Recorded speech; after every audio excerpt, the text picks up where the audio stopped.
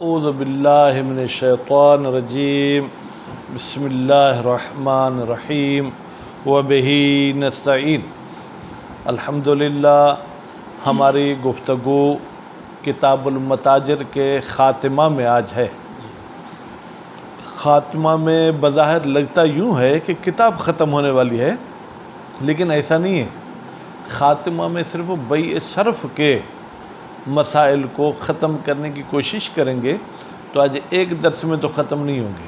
میں نے کوشش کی کہ ایک میں ہو جائے، لیکن ایک میں نہیں ہوں گے۔ خیر، خاتمہ میں کیا بتانا چاہتے ہیں؟ فرماتے ہیں جب آپ صرف کا معاملہ کرتے ہیں، درہم اور دینار کا معاملہ کرتے ہیں، تو بیٹا یہ درہم کیسے معین ہوں گے؟ پرانے زمانے میں کوئی کارخانہ، کوئی ایسی مشین نہیں تھی جس میں وہ پیسے بنتے تھے، بلکہ یہ جو سونے کا کام کرتے ہیں وہ درہم بناتے تھے۔ تو مثلا کوئی سونے کے کام کرنے والا درہم تھوڑا بڑا بناتا تھا، کوئی تھوڑا چھوٹا، کوئی تھوڑا موٹا بناتا تھا، کوئی تھوڑا پتلا بناتا تھا، تو جس کی وجہ سے پھر اس کی اہمیت میں بھی فرق ہو جاتا تھا۔ جیسے کہ پاکستانی پیسوں کا تو مجھے پتہ نہیں، امریکی ڈالر پرانا نوٹ ہوتا ہے اس کی اہمیت کم ہوتی ہے، نیا نوٹ ہوتا ہے اس کی اہمیت زیادہ ہوتی ہے، ٹھیک ہے۔ اور اسی طریقے سے ایران میں بھی جب ہم بارڈر پہ جاتے تھے، پیسے تبدیل کرتے تھے، تو جو چھوٹے نوٹس ہوتے تھے ان کی قیمت کم ہوتی تھی، جو بڑے نوٹ ہوتے تھے جو اٹھانے میں آسان ہوتے تھے ان کی قیمت کچھ زیادہ ہوتی تھی۔ تو آج فرماتے ہیں کہ درہم اور دینار کا جب آپ معاملہ کرتے ہیں کہ میں نے یہ گلاس 5 درہم کا بیچا، ٹھیک ہے، یا میں نے یہ دینار 5 درہم کا بیچا، تو اس میں کہتے ہیں آپ پر ضروری ہے کہ آپ معین کریں کہ بھائی کون سا درہم میں بغلی ہے، غیر بغلی ہے، ٹھیک ہے۔ دینار جو ہے وہ سعودی والا دینار ہے، شام والا دینار ہے، یا پھر سعودی میں آپ بیٹھیں تو مکے والا دینار ہے، مدینے والا دینار ہے، وہ معین کرنا ہوگا، ٹھیک ہے۔ مصنف نے ایک لفظ کہا اندنا، یعنی ہم شیعوں کے نزدیک درہم اور دینار کو معین کریں گے تو معین ہو جائے گا۔ تو بھائی اندنا کیوں کہا؟ کہتے ہیں کہ اہل سنت والے کہتے ہیں، ان میں خاص طور پہ ابو حنیفہ، کہ معین کرنے سے بھی معین نہیں ہوتا، بلکہ جب تک آپ نے اس کو قبض نہیں کیا، آپ کے ہاتھ میں نہیں آیا، تب تک معین نہیں ہوگا۔ اگر میں نے آپ کو کہا تھا کہ میں آپ کا 1 دینار ان 5 درہموں میں خرید کرتا ہوں، یہ لے لو، لے لیے تو معین ہوں گے۔ اگر آپ نے وہ قبض نہیں کیے تو وہ معین نہیں ہوئے، میں ان کی جگہ پر اور کوئی 5 درہم بھی دینا چاہوں تو دے سکتا ہوں۔ خیر یہ ان کا نظریہ ہے، اس کے بارے میں ہم کسی تفصیل میں نہیں جاتے۔ اس کے بعد پھر اگلا مسئلہ یہ ہے کہ آپ کو میں نے جو درہم دیے ہیں یا آپ سے جو میں نے دینار لیا ہے، اگر اس میں کوئی عیب نکل آئے تو کیا ہوگا؟ کہتے ہیں عیب کی 2 قسمیں ہیں، یا اس میں ملاوٹ ہے، مثلا سونے میں پیتل کی ملاوٹ ہے، چاندی میں سلور کی ملاوٹ ہے، تو کہتے ہیں اگر سامنے والی پارٹی کو اس عیب کا پتہ نہیں تھا پھر تو اس کو اختیار کے معاملہ توڑ دے، کیونکہ ابھی عیب ہو گیا، یا معاملہ کو باقی رکھے لیکن اس میں عرش لے لے۔ عرش کیا ہے؟ ما بہ تفاوت، یعنی اگر یہی درہم بغیر ملاوٹ کے ہوتا تو فرض کریں اس کے مجھے ملتے پاکستانی 500 روپے، ملاوٹ شدہ کے ملتے ہیں مجھے جو ہے پاکستانی 400 روپے، ٹھیک، تو گویا کہ 100 روپے کا فرق ہے، تو وہ اتنا تفاوت اس سے لے لے گا، جس کو عرش کہتے ہیں۔ لیکن جس طریقے سے سونے اور چاندی میں ضروری ہے کہ اسی مجلس عقد میں قبض ہو، تو عرش بھی سونے یا چاندی کی گویا کہ قائم مقام ہے، اس کا اسی مجلس میں قبض کرنا شرط ہے۔ اگر ہم نے اس کلاس روم میں معاملہ کیا، ٹھیک ہے، ہم میں سے کسی ایک کی چیز میں عیب نکلا اور یہاں سے ہم چلے گئے، اپنے کمرے میں جا کے بیٹھے، میں اپنے کمرے میں چلا گیا، آپ اپنے کمرے میں، وہاں پر آپ نے کسی طریقے سے اس کا ٹیسٹ کیا تو یہ آپ والی چیز جو ایسی تھی جس میں اس جنس کے علاوہ اور جنس بھی ملاوٹ شدہ تھی، اب آپ کو عرش کا حق نہیں ہے، صرف معاملہ توڑ سکتے ہیں، کیونکہ ہم مجلس عقد سے جدا ہو گئے ہیں۔ تو جس جز کے عوض میں آپ مجھ سے عرش لیں گے تو قبل تفرق لینا چاہیے تھا۔ بیچ میں غالباً کوئی علامہ حلی ہیں یا کوئی نظریہ دیتے ہیں کہ اگر آپ عرش سونے چاندی کے علاوہ کسی اور جنس سے لینا چاہتے ہیں تو اس مجلس عقد کے باہر بھی جا کے لینا چاہیں تو لے سکتے ہیں، کیونکہ سونے اور چاندی میں شرط ہے کہ مجلس عقد میں لی جائے، لیکن آپ تو غیر سونا چاندی لے رہے ہیں اس لیے باہر لے سکتے ہیں۔ پھر کسی نے اشکال کیا کہ بھائی یہ جو آپ غیر سونا لینا چاہتے ہیں یہ بھی کس کی جگہ پر ہے؟ اگر ساجد سونے کی جگہ پر تو اس میں بھی شرط ہے سونے کی طرح کہ اسی مجلس میں ہونا چاہیے، اب وہ باہر لیں گے تو یہ معاملہ کیا ہو جائے گا؟ باطل ہو جائے گا، ٹھیک ہے آگا۔ تو اب میرے خیال میں مزید ہم عبارت میں جا کے پڑھتے ہیں۔ بسم اللہ الرحمن الرحیم۔ خاتمۃن، بیٹا بیع صرف کا خاتمہ، کتاب کا خاتمہ نہیں۔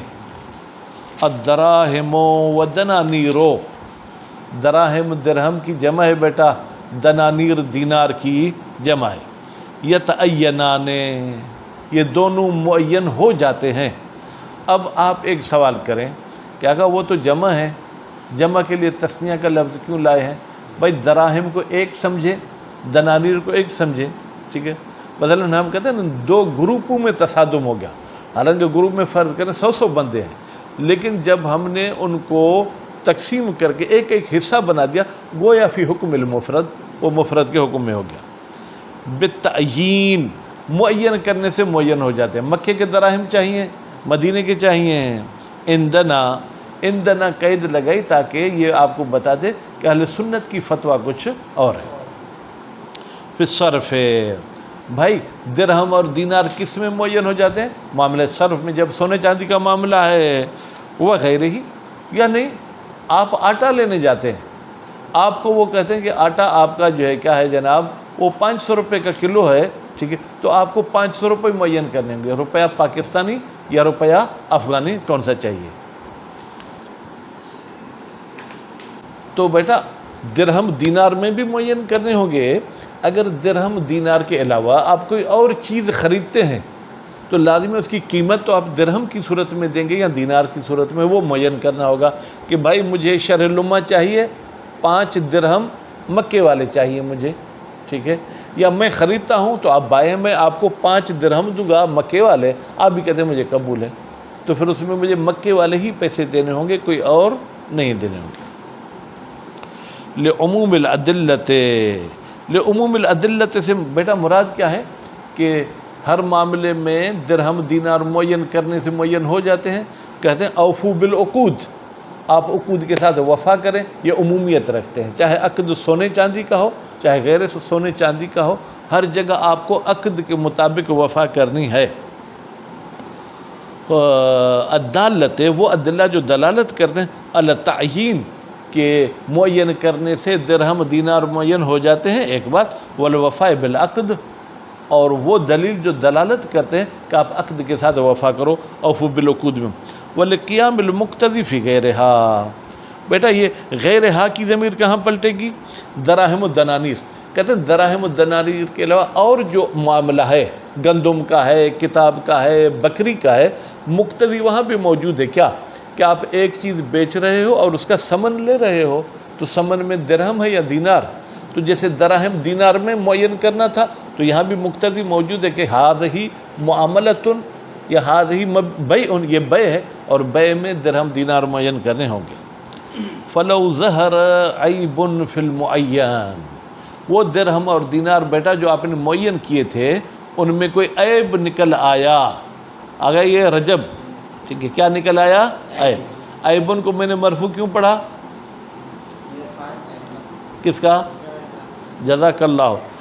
فلو ظہر عیب فی المعین، جو ہم نے اگر ذوالفقار آپس میں طے کیا کہ یہ درہم یہ دینار ان میں عیب آیا، سمنن کان ام مسمنن، وہ معین درہم جو ہیں چاہے سمن ہو یعنی قیمت کے طور پہ ادا کر رہے ہیں یا مسمن اس کو آپ خرید رہے ہیں، خوب، من غیر جنس ہی، عیب کی دو قسمیں، ایک مرتبہ عیب اسی کی جنس سے ہے یعنی اچھے والا سونا نہیں ہلکے والا ہے پورا کا پورا سونا، ایک مرتبہ اس کی جنس کے علاوہ کوئی اور چیز اس میں مکس ہے۔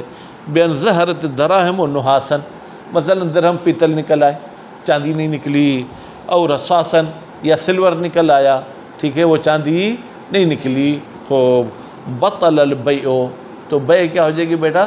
باطل ہو جائے گی۔ فی ہے اس معین میں، کیونکہ بھائی آپ نے کہا تھا کہ یہ میں آپ کو 5 درہم دوں گا، تو 5 درہم مطلب سونے کے پیسے، یہ تو چاندی کے، تو یہ تو چاندی ہے نہیں، تو نتیجے میں معاملہ کیا ہو جائے گا؟ باطل ہو جائے گا۔ تو فی ہے کی ضمیر بیٹا معین کی طرف جائے گی، لأن ما وقع علیہ العقد، اس لیے کہ جس پر عقد واقع ہوا ہے۔ بیٹا عقد کس پہ واقع ہوا؟ یہ 5 درہم جو کہ غیر چاندی کے ہیں، عقد تو ہمارے ان پہ واقع ہوا ہے نا، خوب غیر مقصود بشرع، جبکہ ہم نے قسط ان کا نہیں کیا تھا، ہم نے قسط تو چاندی والے کا کیا تھا، اور عقد تو ان پر واقع ہے جو کہ غیر چاندی ہے۔ ما قصد لم یقع، جس کا ہم نے قصد کیا وہ واقع نہیں ہے، وما وقع لم یقصد، اور جو چیز خارج میں اس کا ہم نے قصد نہیں کیا ہے۔ والعقد تابع للقصد، جبکہ عقد کس کا تابع ہوتا ہے بیٹا؟ قصد کا۔ قصد چاندی ہے تو عقد بھی چاندی پر ہونا چاہیے۔ خوب اب پھر ایک اور صورت، فَإِنْ كَانَ بِإِذَائِهِ، اگر اس معیب کے مقابلے میں بیٹا کیا ہو؟ مجانس ہو، یعنی میں نے بیٹا 5 درہم کے بدلے میں چاندی خریدی، ٹھیک ہے، تو آپ نے تو مجھے چاندی دی، میرے والے 5 درہم چاندی کے نہیں ہیں، تو بطل البیع من اصل ہی، تو بے بنیاد سے ہی باطل ہو جائے گی۔ ان ظہر الجمیع کذالک، اگر یہ جو میں آپ کو قیمت دے رہا ہوں پورا کا پورا غیر چاندی ہے تو، وَإِلَّا فَبِنِسْبَتِ، لیکن بیٹا اگر 5 درہم میں سے 3 چاندی ہے 2 غیر چاندی، تو گویا کہ آپ نے جو معاملہ کیا ہے اس کو 5 حصوں میں تقسیم کریں، 3 حصے میں معاملہ صحیح ہے، 2 حصے میں معاملہ کیا ہو جائے گا؟ باطل ہو جائے گا۔ دراہم بدراہم، یہ کیسے ہو سکتا ہے؟ جیسے آپ نے مجھ سے دراہم خریدے، دراہم کے بدلے میں 5 درہم خریدے، اس کے عوض آپ نے مجھے 5 دیے، اب جو آپ نے 5 دیے ان میں سے 3 حقیقی درہم تھے، 2 حقیقی نہیں تھے، تو میرے سے جو آپ نے 5 لیے اس میں 3 میں معاملہ صحیح ہے، 2 میں معاملہ صحیح نہیں ہوگا۔ وَإِنْ كَانَ مَا بِإِذَائِهِ مُخَالِفًا فِي الْجِنْسِ، اچھا جی، اِذَائِهِ کی ضمیر کہاں جائے گی؟ اِذَائِهِ کی ضمیر پلٹے مبیع کی طرف، ٹھیک ہے، یعنی جو آپ نے مجھ سے خریدا ہے اس کے مقابلے میں آپ اس کی جنس نہیں دے رہے ہیں، کوئی اور دے رہے ہیں۔ آپ نے مجھ سے سونا خریدا، آپ مجھے چاندی دے رہے ہیں، ٹھیک ہے، تو چاندی وہ پیتل نکل آئی، چاندی کیا نکل آئی؟ پیتل، تو بھی یہ معاملہ صحیح ہو سکتا ہے، کیونکہ دونوں کی جنس تو ایک نہیں ہے نا کہ ربا وغیرہ لازم ہے۔ وہ الگ بات ہے کہ آپ کو معاملہ توڑنے کا حق ہوگا، لیکن باطل من اصل ہی نہیں ہوگا۔ مخالفاً فی الجنس صح البیع فی السلیم، تو جتنی مقدار عیب سے سالم ہے اس میں معاملہ صحیح ہے۔ وما قابلہ، خوب، وما قابلہ کا ضمیر کہاں جائے گی آگا؟ وما قابلہ، اور جو سلیم کے مقابلے میں ہے، یعنی آپ کی جو قیمت ہے اس کا آدھا صحیح ہے، تو اس آدھے کے بدلے میں جو آپ نے مجھ سے چیز خریدی اس کے بھی آدھے میں معاملہ صحیح ہوگا۔ وَيَجُوزُ لِكُلِّ مِنْهُمَا، منہما کی ضمیر بیٹا رجب یا متعاقدین کی طرف پلٹیں یا بائع و مشتری، دونوں صورتوں میں مطلب ایک ہی ہے کہ یہ جو 2 شخص عقد کرنے والے ان کے لیے جائز الفسخ، کہ یہ معاملہ توڑ دے۔ کیوں؟ الجہل بالعیب، اس لیے کہ یہ جاہل تھے، اگر خریداری کے وقت مجھے پتا تھا کہ آپ کی جنس میں عیب ہے پھر بھی میں خرید رہا ہوں، پھر مجھے توڑنے کا حق نہیں ہے۔ لتبعض الصفقہ، بھائی معاملہ کیوں باطل ہوگا، کیوں باطل توڑ سکتے ہیں؟ کہتے ہیں اس لیے کہ آپ چاہتے ہیں کہ 5 درہم پورے کے پورے خریدیں، ابھی معاملے میں آپ کو 3 ملے، 2 میں تو معاملہ گڑبڑ ہو گیا، تو تبعض صفقہ، یعنی جو سامان خریدنا چاہتے تھے وہ بٹ گیا، کچھ آپ کو ملا اور کچھ نہ ملا، تو یہ بٹ جانا یہ بھی ایک قسم کے جو ہے کیا ہے آپ کو نقصان دے سکتا ہے، توڑ سکتے ہیں۔ وَلَوْ كَانَ الْعَيْبُ مِنَ الْجِنْسِ، اب عیب کا دوسرا پہلو، آپ نے جو درہم یا دینار دیے ہیں رجب صاحب، ان میں کوئی اور جنس ملی ہوئی نہیں ہے، اس میں اپنے جنس کا عیب ہے۔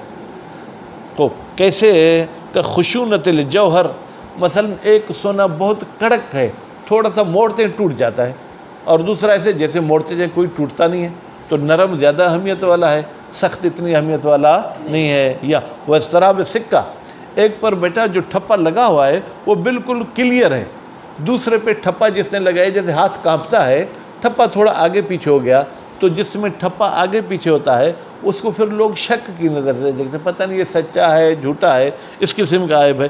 سونا ہے، چاندی ہے، وَكَانَ بِإِزَاهِ مُجَانِسٌ، اور اس عیب دار کے مقابلے میں بھی آپ نے وہی جنس لی ہے، یعنی سونے کے بدلے میں سونا لیا ہے، چاندی کے بدلے میں چاندی لی ہے۔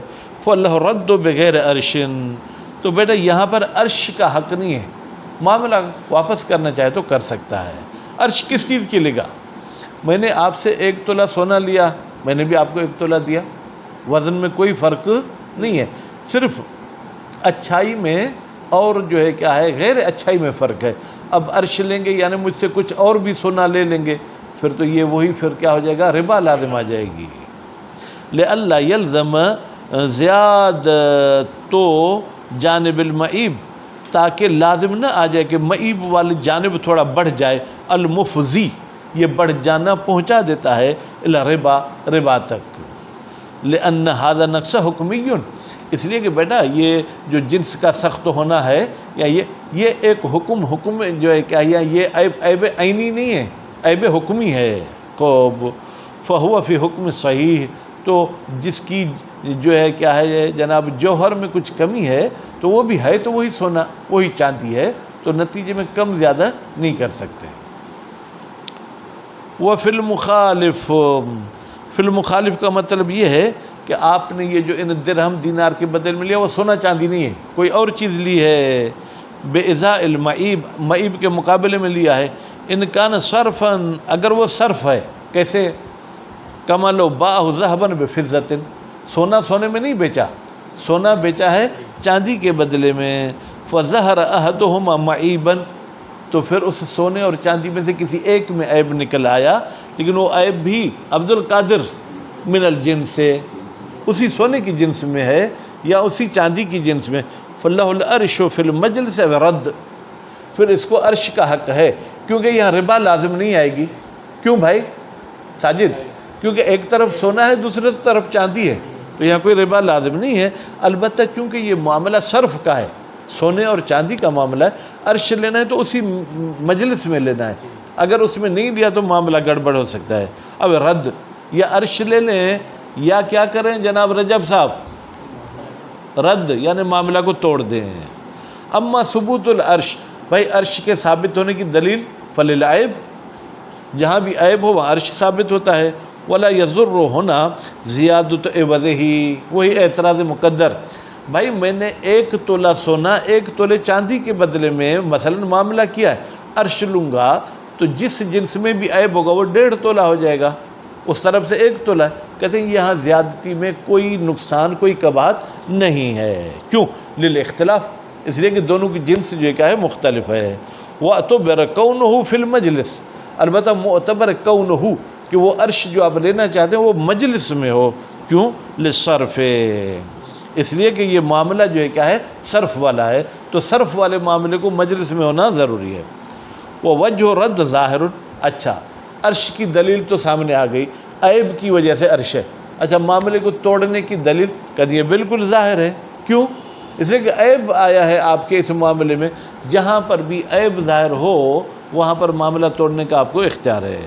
لأنہ، اس لیے کہ یہ جو عیب ہے مقتضی خیار العیب، یعنی لأن رد، لأنہ کی ضمیر بیٹا رد کی طرف پلٹے، یہ جو معاملے کو توڑنا ہے یہ تقاضا ہے کس کی؟ خیار عیب کی، بشرط ہی، بشرط ہی کی ضمیر بھی خیار عیب کی طرف جائے گی۔ بھائی خیار عیب کی شرط موجود ہونی چاہیے، بیٹا خیار عیب کی شرط کیا ہے؟ جہل عند العقد، یعنی عقد کے وقت آپ عیب سے جاہل ہوں گے تو عیب کی وجہ سے معاملہ توڑ سکیں گے۔ خوب، وہ بعد تفرق، اچھا اب یہ محفل سے چلے گئے، اب ان کو پتہ چلا کہ ہمارے جنس میں عیب ہے، میں نے سونا دیا آپ نے چاندی مجھے دی، تو اب کیا ہوگا؟ کہتے ہیں اللہ رد، تفرق کے بعد صرف معاملہ ختم کر سکتے ہیں، عرش والی بات ختم ہو جائے گی۔ ولا يجوز اخذ العرش من النقدین، کہتے ہیں نقدین سے آپ عرش نہیں لے سکتے ہیں، کیوں؟ لئلا یکون صرفا بعد تفرق، تاکہ تفرق کے بعد پھر صرف نہ لازم آ جائے، کیونکہ عرش بھی گویا کہ عوض کا یا معوض کا حصہ ہے، عوض اور معوض آپ کو مجلس میں ہی لینا چاہیے، بعد میں نہیں لے سکتے ہیں۔ وَلَوْ أَخَذَ الْعَرْشَ مِنْ غَيْرِهِمَا، بیٹا اخذ اگر کہیں گے تو جس کو عیب دار چیز ملی ہے، یا ولو اخذ پھر تو بات ہی آتا، اگر عرش لی جائے، ٹھیک ہے، من غیر ما، کہتے ہیں بھائی ہم نے معاملہ سونے چاندی کا کیا ہے، لیکن عرش میں آپ یہ مجھے گلاس دے دو، تو بیٹا گلاس تو نہ سونا ہے نہ چاندی ہے۔ قیل والقائل العلامۃ، کہا گیا ہے، اور اس قول کا قائل کون ہے؟ عبد القادر علامہ ہلی ہے۔ جاز، کہتے پھر عرش تفرق کے بعد بھی لے سکتے ہیں، کیوں؟ لأنہ، اس لیے کہ شان یہ ہے، حین اذن، جب تفرق کے بعد آپ سونا چاندی نہیں لیتے بلکہ کوئی اور چیز لیتے، کل معاوضۃ بغیر الاسمان، یہ ایسے ہے کہ جیسے کہ آپ سونے چاندی کے علاوہ کسی اور جنس پر معاملہ کر رہے ہیں، فیکون جملۃ العقد، تو یہ جو آپ نے عقد کیا ہے جس میں عرش لے رہے ہیں، گویا کہ ایک عقد نہیں ہے، آگا ساجد، دو عقد ہیں۔ پہلے عقد میں آپ نے سونے چاندی کا کیا تھا، اور عرش کے وقت آپ گلاس کا معاملہ کر رہے ہیں، ٹھیک ہے، تو گویا کہ آپ نے ایک ہی وقت میں سونا بھی بیچا اور گلاس بھی بیچا ہے۔ بے منزلت بیع و صرف، یہ ایسے ہے کہ جیسے بیع بھی ہے اور صرف بھی ہے۔ والبیع ما اخذ عوضہ بعد تفرق، بیع کون سی ہے؟ کہتے ہیں تفرق کے بعد آپ جس کا عوض عرش کی صورت میں لے رہے ہیں وہ کیا ہے؟ بیع ہے۔ وہ یشکل، کہتے ہیں بھائی یہ بیع اور صرف کا نام مشکل ہے، آگا جو کیوں؟ یہ آپ گلاس کس کے بدلے میں لے رہے ہیں؟ سونے کے بدلے میں، فہو قائم مقام سونا، تو یہ بھی سونے کا قائم مقام ہے، اس کو بھی مجلس میں ہی لینا چاہیے۔ بِأَنَّ الْعَرْشَ جُزْءٌ مِّنَ الثَّمَن، اس لیے کہ یہ جو عرش لے رہے ہیں، یہ جو تفاوت لے رہے ہیں، یہ ثمن کا جز ہے۔ وَالْمُعْتَبَرُ فِي الثَّمَن، اور ثمن میں جو چیز معتبر ہے بیٹا وہ کیا ہے؟ النقد الغالب، جو آپ کے شہر میں زیادہ پیسے چلتے ہیں، زیادہ پیسے وہی سونے چاندی کے چلتے ہیں۔ فَإِذَا اخْتَارَ الْعَرْشَ، تو اگر آپ سونا اور چاندی نہیں لیتے بلکہ عرش لیتے ہیں، لَزِمَ النَّقْدُ حِينَئِذٍ، تو عرش میں بھی ضروری ہے کہ نقد یعنی وہی سونا اور چاندی ہونا چاہیے۔ وَاتَّفَاقُهُمْ عَلَى غَيْرِهِ، اور یہ بائع اور مشتری متفق ہوتے ہیں غیر نقد غالب پر کہ مجھے گلاس دے دو۔ معاوضۃ علی النقد ثابت فی ذمہ، یہ گویا کہ آپ عقد کر رہے ہیں اس سونے چاندی پر جو عیب والے کے ذمے میں آ چکا ہے عرش کی صورت میں، لا نفس العرش، یہ خود عرش عقد نہیں ہے بلکہ وہی گزشتہ عقد کا ایک جز ہے جو ابھی آپ کر رہے ہیں۔ وَيُمْكِنْ دَفْعُهُ، اور کہتے ہیں ممکن ہے اس یشکل کو ہم کیا ہے؟ دفع کریں۔ بیٹا کیسے دفع کریں؟ ہم یہ کہیں گے کہ بھائی یہ ایک متزلزل چیز تھی، جب اس نے انتخاب کیا کہ مجھے گلاس دے دو، گویا کہ اب یہ نئی چیز ہے، یہ پرانی چیز کے ساتھ تعلق نہیں رکھتی، کہتے نہیں اس کو بھی ہم جو ہے کیا دفع کریں گے۔ بِأَنَّ ثابت و انکان ہو نقد، اگرچہ ثابت بیٹا یہ ہے کہ آپ کو نقد دینا چاہیے، یعنی سونا چاندی دینا چاہیے، لیکن لما لم یتعین، لیکن یہ سونا اور چاندی بیٹا معین تو نہیں ہوا نا، کیونکہ ممکن ہے وہ شخص رد کر دے، عرشی نہ لے لے، ٹھیک ہے، تو ابھی معین نہیں ہے۔ الا باختیار ہی العرش، یہ نقد اس صورت میں معین ہوگا جب وہ عرش کو انتخاب کرتا ہے۔ اذ لو رد لم یکن العرش ثابتا، اگر وہ معاملے کو ہی ٹھکرا دے تو آگا ذوالفقار، پھر تو عرش بنیاد سے ہی کیا ہو جائے گی؟ ختم ہو جائے گی۔ تو کان ابتداء و تعلق ہی بذمت، تو اس عرش کا ابتدائی جو ہمارے ذمے کے ساتھ تعلق ہوتا ہے، الذی ہوا بمنزلۃ المعاوضہ، یہ ایسے ہے گویا کہ ابھی نیا ہم معاملہ کر رہے ہیں، اختیار ہو، یہ اسی وقت میرے ذمے آئے گی جب آپ عرش کو انتخاب کریں گے۔ فیعتبر حینئذ، حینئذ یعنی حینئذ اختار العرش، جب وہ عرش کو انتخاب کرتے اس وقت معتبر ہے۔ قبضہ قبل تفرق، بیٹا تو جس محفل میں آپ عرش کو انتخاب کر اس میں قبض کرنا چاہیے، اس مجلس میں آپ ایک دوسرے سے جدا نہ ہو، پہلی مجلس سے جدا ہونا کوئی عیب نہیں پہنچاتا ہے۔ مراعاۃ للصرف، اگر آپ نقد لیں گے اس عرش کی صورت میں تو بھی عرش والی صورت میں آپ کو جدا نہیں ہونا چاہیے۔ وَكَمَا يَكْفِي فِي لُزُومِ مُعَاوَضَةِ صرف دفع نفس الاسمان، اور جیسے کہ سونے چاندی کے معاملے میں خود سونا چاندی دینا بھی کافی ہے قبل تفرق، تفرق سے پہلے، قضا یکفی دفع عوضہا، اسی طریقے سے کافی ہے کہ ہم آسمان کا عوض یہ شیشے کا گلاس دے دیں قبلہ قبل تفرق۔ بل مطلق براءت ذمت من یطلب منہ، بیٹا ڈبل منہ آ گیا، پہلا منہ کی ضمیر جائے گی من کی طرف، دوسری منہ کی ضمیر جائے گی جو ہے کس کی طرف بیٹا؟ عوض کی طرف، بلکہ مطلق بری ذمہ ہونا من اس شخص کا یطلب منو، جس سے طلب کیا جاتا ہے کہ بھائی مجھے کچھ پیسے دے دو، منو عوض سے اگر آپ اس کو بری ذمہ کرنا چاہتے ہیں تو پھر کیا ہے، آپ کوئی سونے چاندی کے علاوہ اور چیز بھی لینا چاہیں تو لے سکتے ہیں۔ فَإِذَا اتَّفَقَا عَلَى جَعْلِهِ، جب یہ دونوں متفق ہو جاتے ہیں علی جعل العوض، کہ اس عرش کے عوض کو قرار دیں، من غیر نقدین، سونے چاندی کے علاوہ کوئی اور چیز لینا چاہتے ہیں، جاز، تو یہ جائز ہے۔ وَكَانَتِ الْمُعَاوَضَةُ، تو یہ جو اب گلاس لے رہے ہیں یہ معاوضہ ایسے ہوگا کأنہا، گویا کہ یہ معاوضہ واقعۃ بغیر نقدین، یہ غیر نقدین پر واقع ہوا ہے۔ وفیہ، اس میں بھی بھائی ہمیں اعتراض ہے، یہ جو جواب دیا گیا اشکال کا، ان ذالک، بالتحقیق یہ سونے چاندی کو گلاس میں تبدیل کرنا تقاضا کرتا ہے جواز اخذ ہی، کہ ہم عرش والی چیز کو بھی لے لیں، یہ جائز ہے، لیکن پھر مجلس اختیاری، اسی مجلس میں لینا ہے آگا، اختیار العرش، جس میں ہم عرش کو انتخاب کر رہے ہیں، من النقدین ایضاً، اگر نقدین لیں گے تو بھی لینا ہے، ٹھیک ہے، اور اگر غیر نقدین لیں تو بھی اسی مجلس میں لینا ہے۔ ولا یقولون بہی، جبکہ علماء کرام اس بات کے قائل نہیں ہیں کہ اگر نقدین والی عرش ہو تو بعد میں لے سکتے ہیں۔ بھائی عرش عرش ہے نا، نقدین کی صورت میں غیر، دونوں عرش میں آپ کو فرق نہیں کرنا چاہیے۔ لزوم ہی، ٹھیک ہے بیٹا، اور لزوم ہی کی ضمیر ہمیں کہاں پلٹانی چاہیے؟ لزوم ہی کی ضمیر پلٹائی جائے گی جو ہے کیا ہے، یعنی گویا کہ یہ پھر قبض کرنا لازم ہو جائے گا۔ وَإِنْ كَانَ مَوْقُوفًا عَلَى اخْتِيَارِ الْعَرْشِ، اگر یہ عرش جو ہے بیٹا یہ عوض متوقف ہے، اگر آپ عرش کو انتخاب کریں گے تو یہ عوض ملے گا، وَإِلَّا آپ کو یہ عوض نہیں ملے گا۔ إِلَّا أَنَّ سَبَبَهُ الْعَيْبُ ثابت، عرش کا سبب کیا ہے؟ وہ عیب جو پہلے ثابت تھا، کب؟ حالت العقد، عقد کے وقت، فقط صدق التفرق قبل اخذہ، تو پھر گویا کہ عیب تو کل ثابت ہوا تھا نا، تو اب عیب کے بدلے میں یہ گلاس لے رہے ہیں تو گلاس آج ثابت نہیں ہو رہا، گویا کہ یہ بھی کل ثابت تھا، تو آپ کو کل کے جدائی سے پہلے عرش لینی چاہیے تھی۔ وَإِن لَمْ يَكُنْ مُسْتَقَرًّا، ہاں اگرچہ گلاس لینا معین نہیں تھا بلکہ آپ کو رد کا بھی حق تھا، عرش کا بھی، ڈگمگاتا ہوا گلاس کل بھی ثابت تھا اور رد بھی کل ثابت تھی، تو یہ کل والے تفرق کی وجہ سے آج گڑبڑ ہو جائے گی۔ والحق کو، بیٹا اب کتنا درس ہو گیا آپ کے پاس؟ والحق سے انشاءاللہ کل پڑھیں گے آگا۔ صلی اللہ علیہ محمد و آل محمد۔